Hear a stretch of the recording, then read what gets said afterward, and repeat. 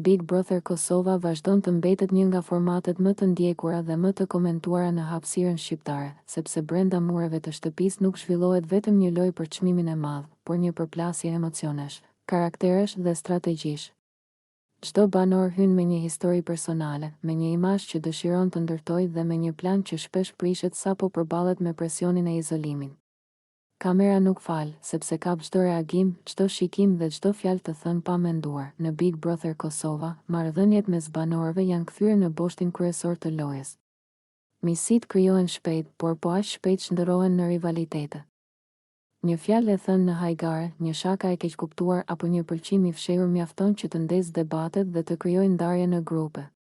Banorët shpesh justifikohen duke thënë se është vetëm lojë, por emocionet reale dalin në pa në momentet e tensionit, xhelozisë dhe shkënjimit. Publiku është një faktor vendimtar në Big Brother Kosova.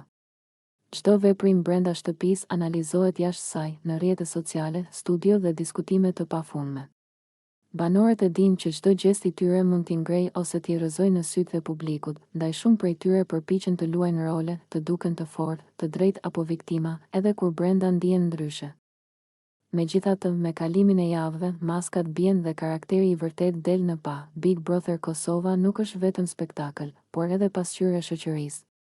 Brenda shtëpisë shihen mentalitetet të ndryshme, mënyra të ndryshme të menduarit dhe përplasje brezash. Disa zgjedhin sinqeritetin si armën kryesore, të tjerë manipulimin dhe strategjinë.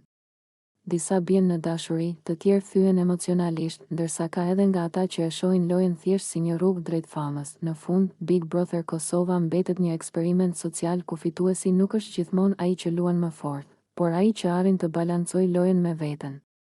Sepse në një shtëpi ku çdo gjë shihet dhe gjykohet, është shumë